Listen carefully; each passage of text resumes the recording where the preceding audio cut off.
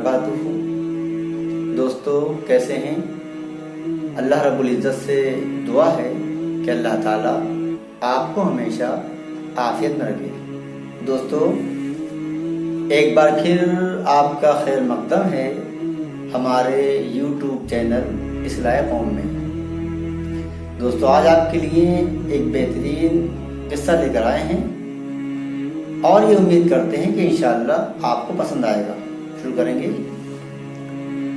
انداز بیاں گرچہ بہت شوق نہیں ہے، شاید کہ اتر جائے تیرے دل میں میری بات۔ دوستو آپ نے سنا ہوگا اور عام طور پر مشاہدہ بھی یہی ہے کہ جو مسجد کے امام مؤذن لوگ ہوتے ہیں ان کے لیے عام طور پر سب کی یہی سوچ ہوتی ہے کہ ان کے ہاں بہت برکتیں ہوتی ہیں، 3-4 ہزار روپے میں کام چل جائے گا، اس لیے کسی کی بھی نگاہ ان کی طرف نہیں جاتی کہ کس طرح سے یہ اپنا گزر بسر کرتے ہیں۔ ایک بستی میں اتفاق ایسا ہوا کہ ایک امام صاحب تھے۔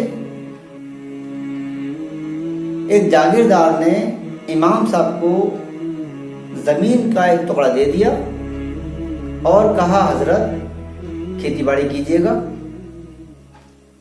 اور جو فصل تیار ہوگی تو آپ کا کچھ مسئلے حل ہو جائیں گے، آپ کے کچھ کام بن جائیں گے۔ امام صاحب نے زمین میں گیہوں بو دیا اور جو باقی وقت بچتا تھا جا کر کھیت پہ بیٹھ جایا کرتے تھے۔ فصل تیار ہو گئی، لیل آنے لگی، اب جا کر دیکھتے ہیں، فصل کو دیکھتے ہیں اور خوش ہوتے ہیں۔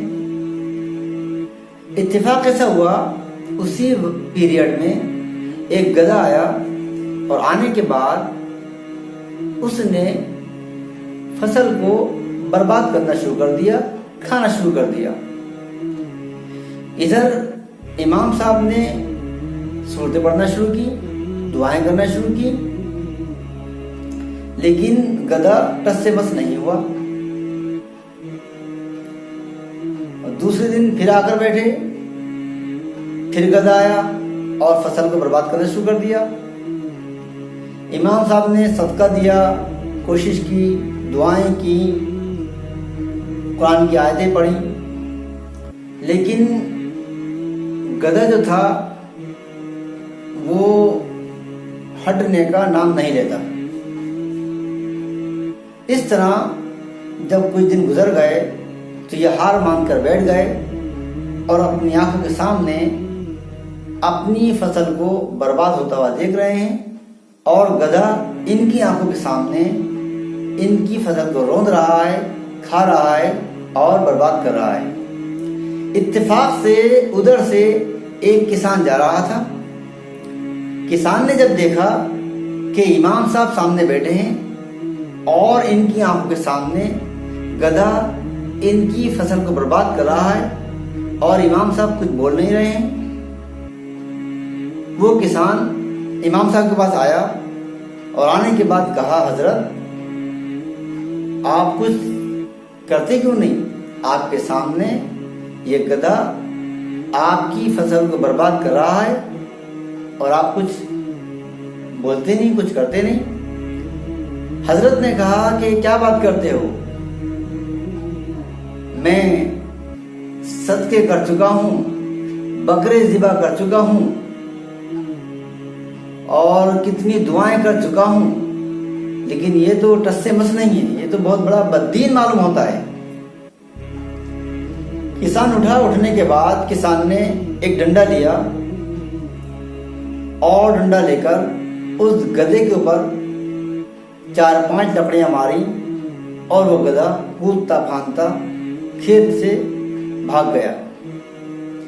کسان واپس آیا اور امام صاحب کو وہ ڈنڈا دیا اور کہا حضرت اللہ رب العزت نے قرآن کو ہدایت کی کتاب بنایا ہے، رہنمائی کی کتاب بنایا ہے۔ قرآن گدھوں کے بھگانے کے لیے نہیں ہے، بلکہ گدھوں کے بھگانے کے لیے اللہ رب العزت نے یہ ڈنڈا بنایا ہے۔ دوستو ایسا ہی حال کچھ ہمارا ہے کہ کچھ لوگ ایسے ہیں کہ جن کو بھگانے کے لیے، ہٹانے کے لیے ہم دعاؤں کا سہارا لے رہے ہیں، صدقات کا سہارا لے رہے ہیں، لیکن وہ ٹس مس نہیں ہے۔ تو اللہ رب العزت نے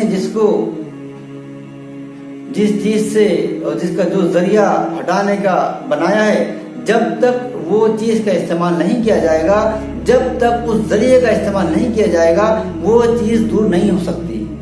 آپ نے مثال سنی ہوگی کہ لاتوں کے بھوت باتوں سے باز نہیں آتے، آپ سمجھ رہے ہوں گے۔ اس لیے جس کے لیے اللہ رب العزت نے جس چیز کا انتظام کیا ہے، وہ چیز اس سے ہی دور ہو سکتی ہے۔ دوستو آپ سے پھر ملاقات ہوگی اس امید کے ساتھ کہ جو سنا ہے اس پہ عمل کریں گے۔ انشاءاللہ پھر ملاقات ہوگی۔ اللہ حافظ۔